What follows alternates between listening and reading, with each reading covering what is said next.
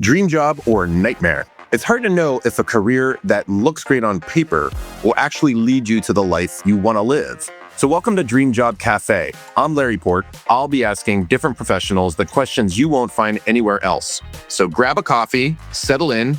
This is Dream Job Cafe. Sponsored by Wayspark.co, where we help people navigate careers in a crazy world. Hello, everybody. I'm Larry Port with another episode of the Dream Job Cafe. And this episode, we have somebody who has probably the most AI-proof career that I can think of. We have Ally Middleton with us. She is a licensed massage therapist, and she is the founder and co-owner of her business, Lifelong Massage. So welcome, Ally. How are you? I'm good. Thanks so much for having me, Larry. So, Ally, you're a licensed massage therapist. I'm guessing most people kind of have a general idea of what that is, but not everybody's had a massage. So just tell me a little bit about what it is that you do. So my job as a licensed massage therapist is to have you as a client come in and you tell me, what is your goal for the day? Do you want just some chill time on the table and you just want to relax? Or do you have some sort of problem that we are wanting to solve? So, or maybe you're trying to postpone surgery. You've just had surgery and we need to rehab. You sprained your ankle. Whatever the situation is, my job is to help you achieve that goal through soft tissue work. So I can work with muscles, tendons, ligaments, fascia. And then by proxy, I also end up working with your nervous system.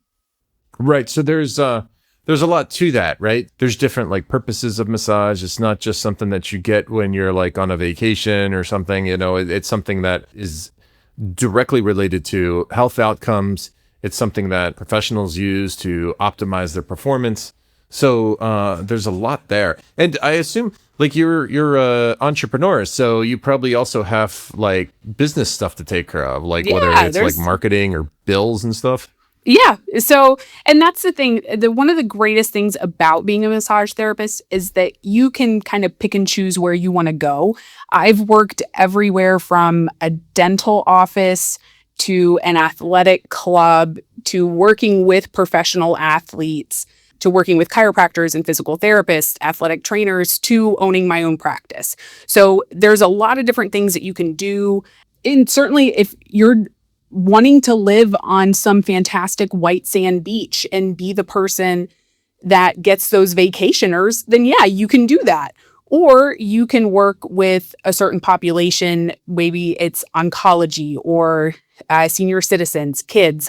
There's a million different things that you can do within the field of massage therapy. Okay, so very cool. So when you were in high school, did you make a beeline towards this career or was it kind of windy? Can you talk a little bit about your career development?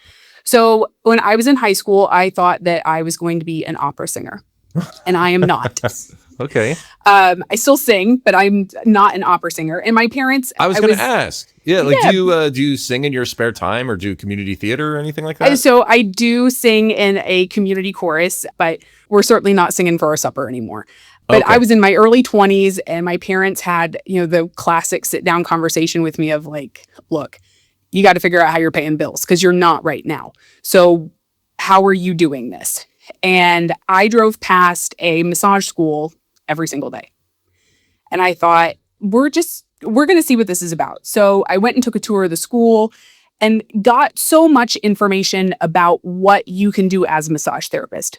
It's not just working on cruise ships or in luxury day spas.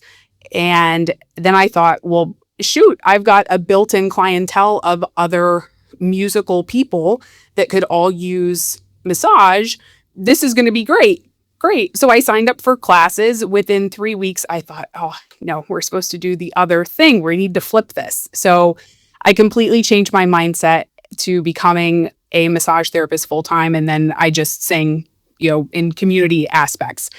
I've been a massage therapist since 2010. So I've been doing this for 16 years. I've been doing it a long time.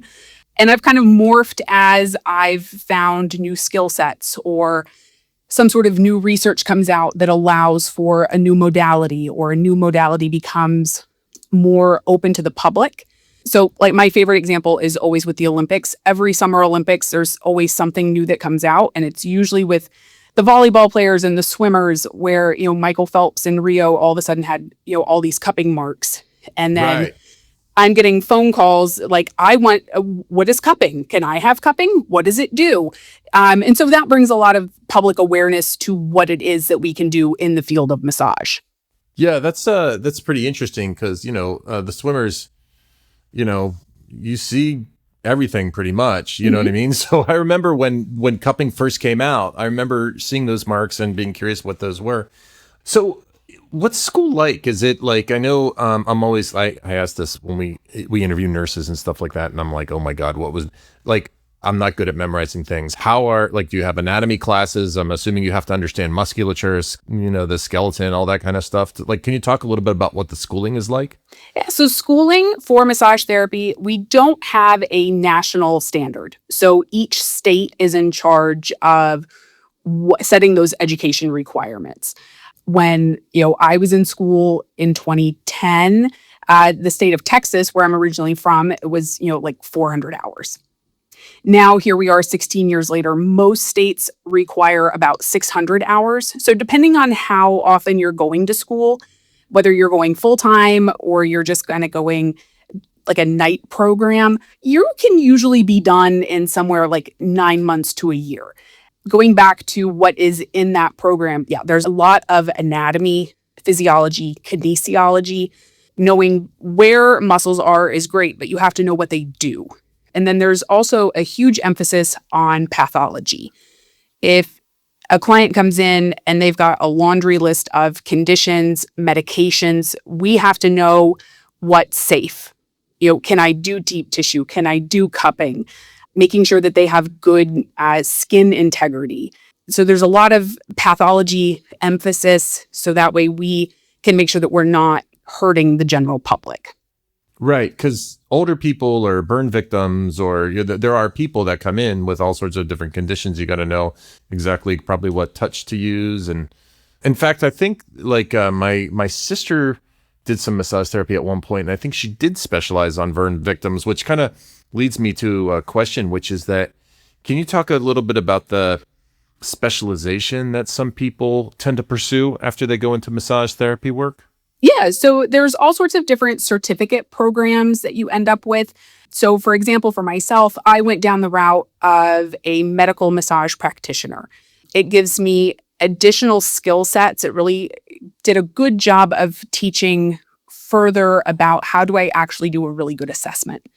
How do I actually document pain? How do I document goals and progress? Better palpation skills, range of motion, orthopedic tests. And it gave me a skill set where I can work better with chiropractors, physical therapists, surgeons, plastic surgeons, orthopedists, sports medicine. And that's how massage can really kind of segue into actual healthcare, as opposed to, not that there's anything wrong with it, but as opposed to just kind of hanging out in the spa world, which is fine. Mm-hmm. But even outside of medical massage, you can go into manual lymphatic drainage. You can do myofascial release. You can do craniosacral therapy. And they're all just kind of additional skill sets, additional certifications that kind of you carve out like a little niche. So like my clients know that if you just want to come and see me for, a 60-minute Swedish, we're just chilling on the table massage, I'm really not your best option. Like that's not right. what I do. So you'd be better off to see someone else. The one thing that you mentioned, like lymphatic release, that's like when, like for edema and people who like maybe they don't have, so like people who can't clear their lymphatic systems out, like, so it gets very specific, right? Yeah. So manual lymphatic drainage is when your lymph system is not operating at the highest level that it can, and that could be for various reasons. Maybe it's you had surgery and you've ended up having lymph nodes removed. So maybe you had cancer and we removed some lymph nodes. Or maybe it's you were burned. And so now you have a lot of really dense, thick scar tissue that's sitting on top of that lymph and it can't move very well. So now you have a specialized therapist that can come in and move that lymph along so that you don't deal with lymphedema. Wow. So there's a lot to this. So let me circle back around to the schooling question. Like how long typically does it last? The actual like school progress, it depends on how often you're going. It's usually like 6 months. Most programs are going to finish in at least under a year. Oh, they will. Okay.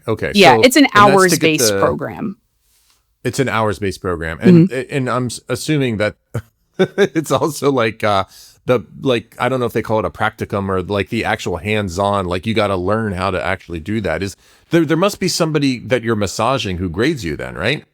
So it used to be, and again, each state is in charge of how they do this. So it used to be that you would be in school and then you would have to go, at least when I was at school, you had to go to the Capitol and schedule with somebody on the massage board. You had to bring your own client.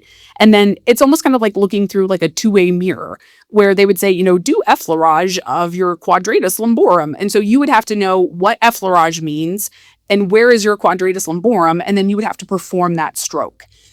Now, for the most part, states have said, we're going to put that in the hands of the schools, and we're going to let them, have an instructor, have a director that is in charge of that clinical experience.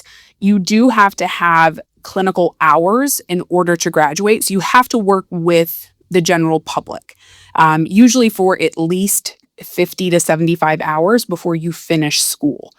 And then you also have to take what is called the MBLEx, which is the Massage and Bodywork Licensing Exam. If you don't pass that exam, then you cannot apply to the state for your license to be a licensed massage therapist. And without that, you can't work. Gotcha. But so for the core curriculum, you can probably do it in less than a year, maybe 6 months. Yep. Okay. And then what about some of these additional ones? I'm assuming they require like additional time. Like this certification that you talked about where you work with medical facilities. Is that an additional year or how does that work? Everything is still based on hours. Everything in the massage therapy world is based on hours. So the program that I did was an additional 50 hours. So realistically, it's 2 weekends.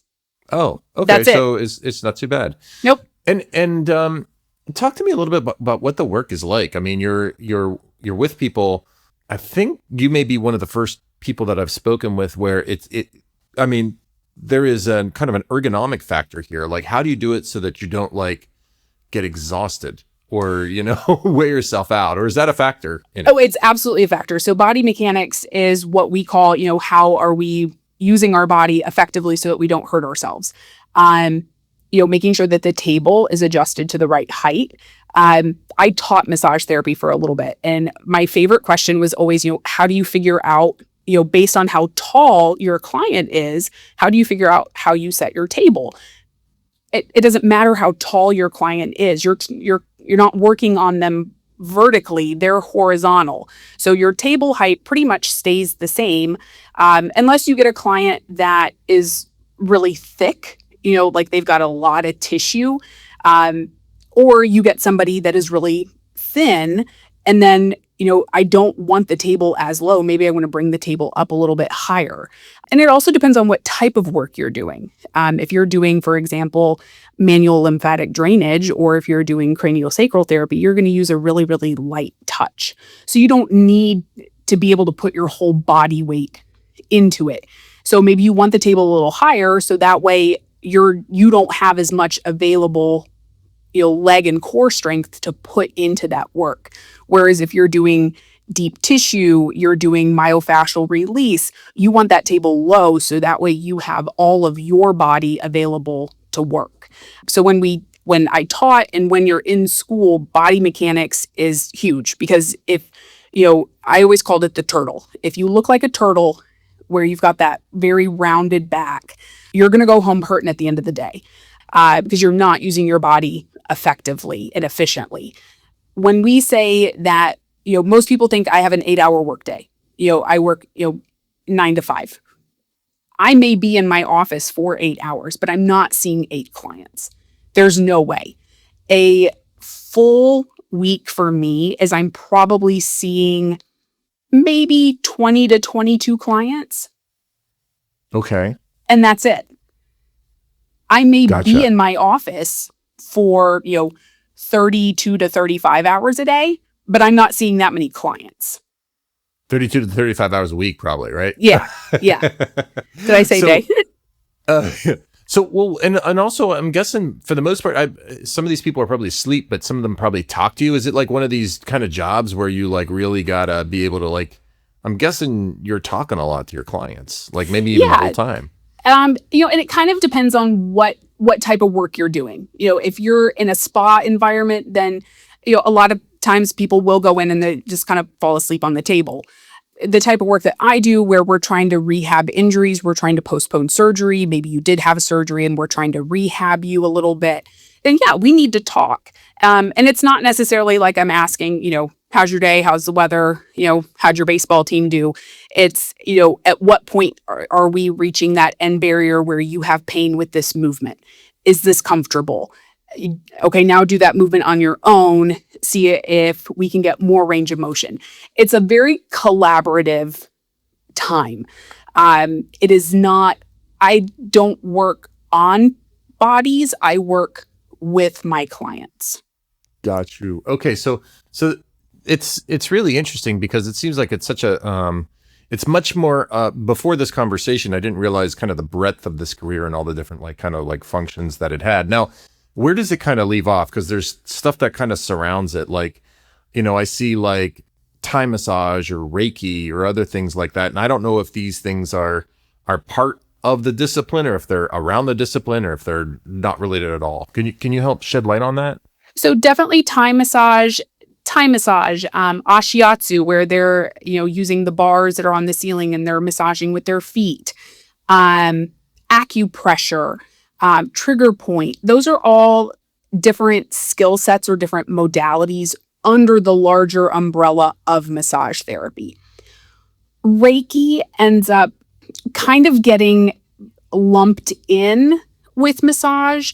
There are a lot of Reiki practitioners that also are massage therapists, but they're two separate things. Reiki, you are not actually physically touching the body. It is just energy work. So you're not touching them, and so therefore you don't actually need a license to touch them.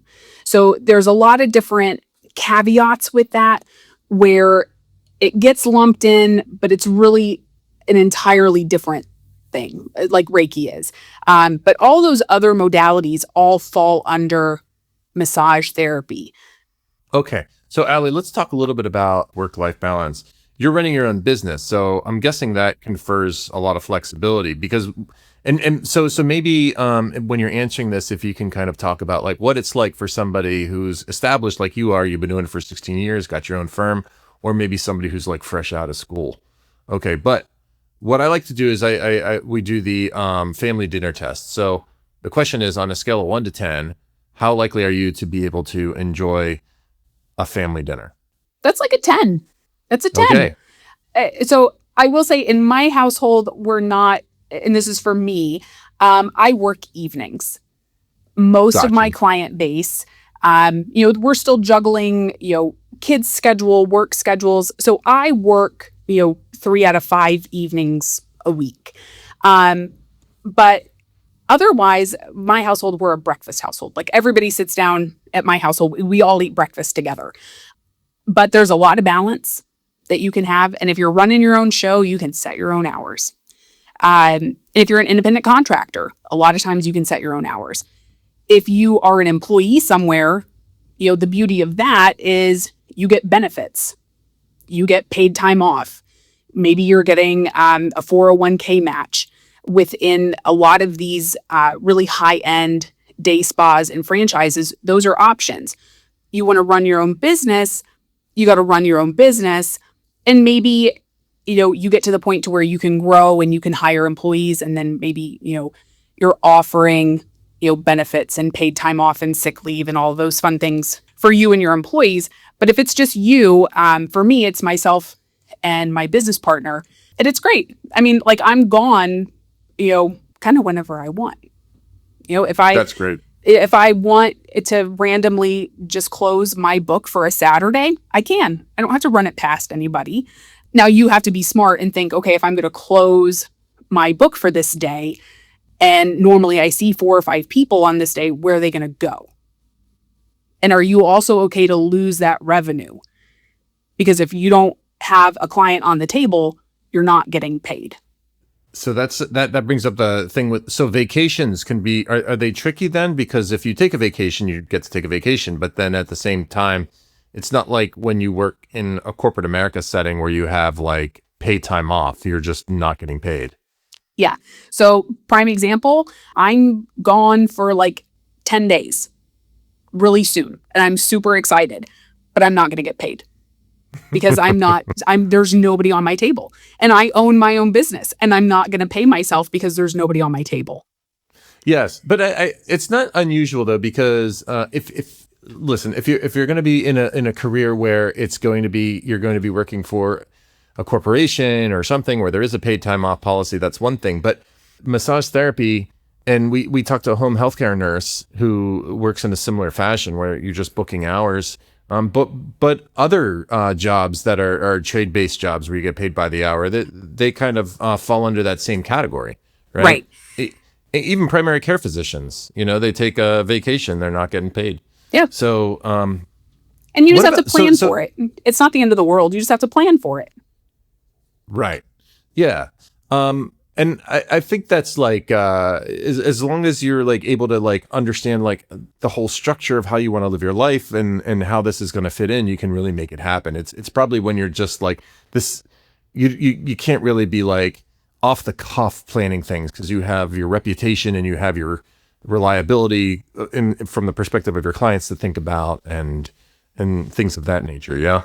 Yeah. If you're really established and you've got a really nice client book, then yeah, maybe you're planning things out, at least 3 to 4 months in advance. If you're just starting out, maybe you don't have that client book that is as full. And so maybe you're looking at your schedule, but even I do this now. If I'm looking at my schedule for, 3 weeks out and there's a Tuesday that nobody's booked, or I have one appointment, I may let it sit for a couple days and just kind of keep an eye on it. And if nobody books, I just close. And I ask that one person that's on there, I'm like, hey, I got the same time on Thursday. Could we move you over there? Oh yeah, sure, that works, Ally. That's fine. Great. Move it over. Now I have Tuesday off. You have to learn how to optimize your schedule, how to optimize your time. And there's some flexibility that, is allotted to you because you're in charge of your own schedule. But it's also not smart to look at that and say, oh, it's 2 weeks out. I only have one appointment that's booked. Let me close the day and then, let me take a day trip somewhere. But you haven't seen any clients in the past 3 weeks. Well, that's not very smart.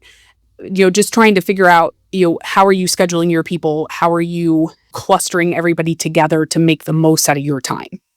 So in terms of automation, I mean, I don't even know what to say about massage therapy. I mean, it seems like it's like the kind of field that's going to be impervious to that, because even if a robot could give you a massage, and there's massage chairs now that you see in the mall and the airport, people want a human, the same way they want like a human caretaker.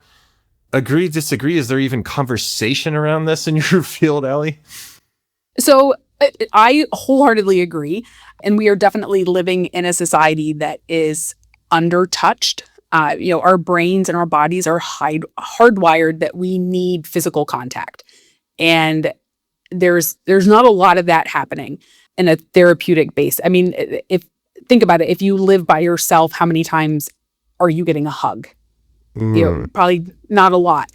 There is a robotic massage thing. It currently lives in New York City. It is really, really expensive to get a massage from this little robot guy.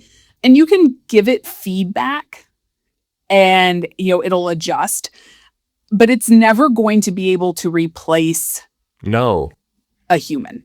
It's never going to happen.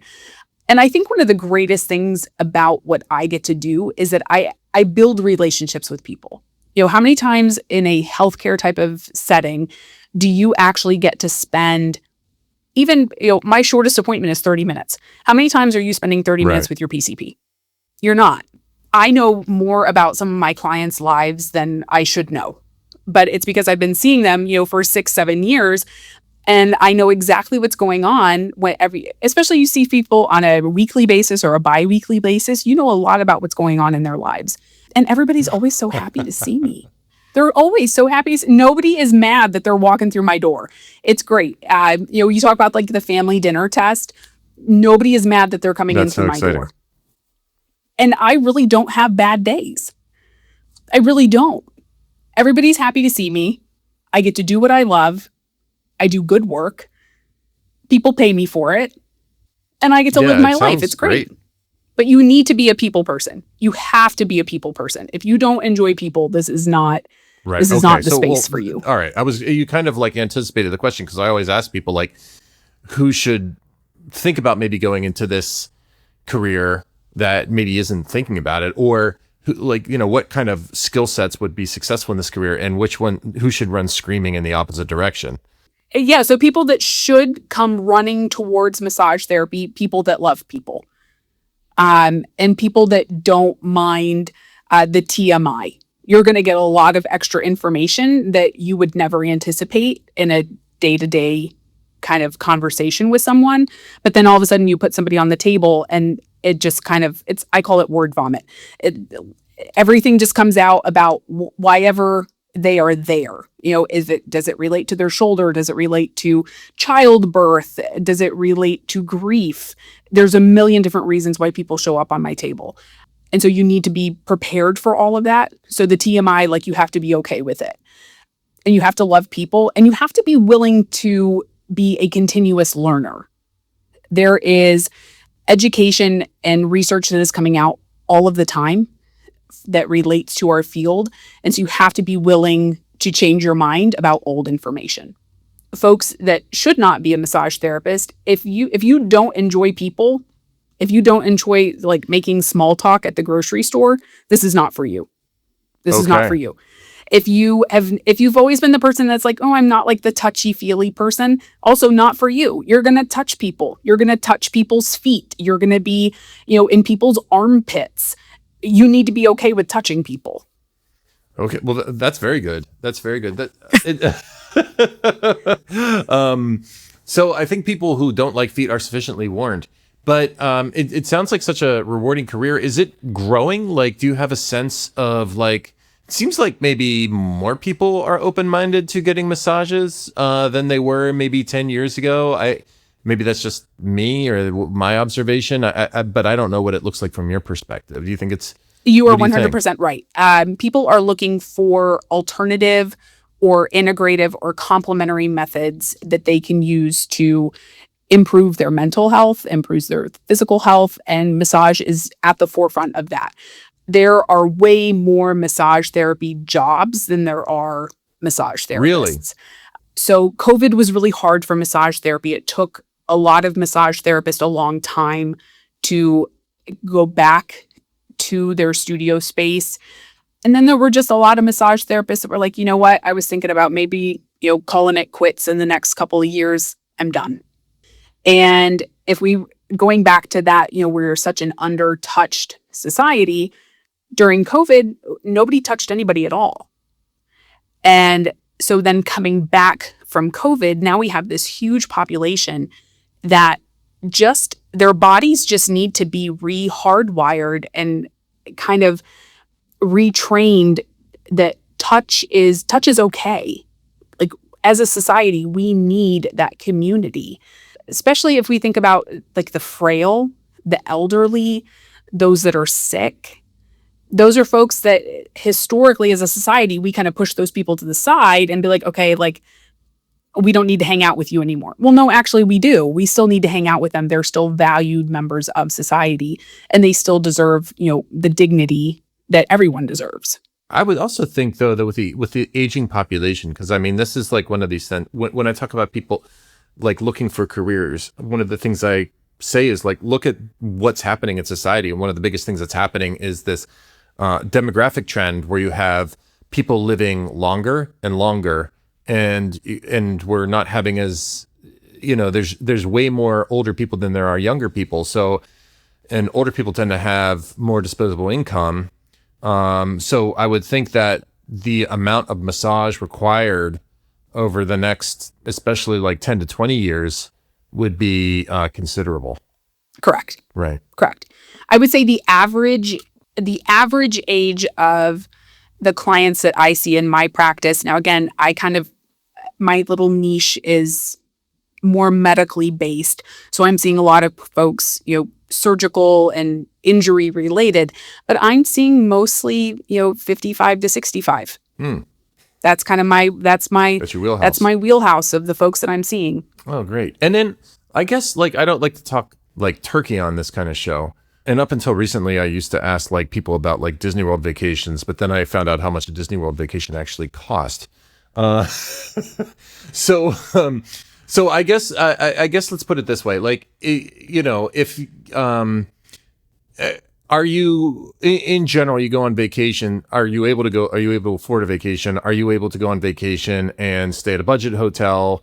Can you stay at the medium hotel, or can you splurge and go for the fancy hotel? And I suppose it depends whether or not you have your own business or not, but how would you answer that one? So yes, you can go on vacation. And I would say that you could probably stay at the medium budget. Okay, good. Yeah. I mean, my family, we probably take 2 vacations a year. We're Airbnb folks. Ooh. Not, we are too. Hotel. Yeah. Airbnbs are so much better. But, we stay at Airbnbs and we're gone for, 10 days at a time. Oh, that's nice. That's real nice. Yeah. All right. Well, Allison, any other closing remarks about your career as a massage therapist for those thinking about if it might be a possible career for them? I really like to emphasize that if you are into instant gratification, massage therapy is an option. You make a big impact really fairly quickly when we start talking about, how do we improve someone's quality of life and helping them achieve goals that they have. You can make an impact really very quickly. And you get to make relationships with people. So if you love people and you like doing really good work and getting quick results that last and are actually meaningful for people's lives and not just slapping a Band-Aid on, massage therapy is the way to go. Ally, well, thank you so much. This is a really exciting contribution to our healthcare series. And I hope you all like this conversation today. If you enjoyed this podcast, please like it or share it with your friends. And if you can, be grateful for something today. Thank you so much, Ally. Thank you. Thanks for listening. Don't forget to like and subscribe to Dream Job Cafe on Spotify, Apple Podcasts, or wherever you listen. And don't forget to check out wayspark.co, where we help people navigate careers in a crazy world.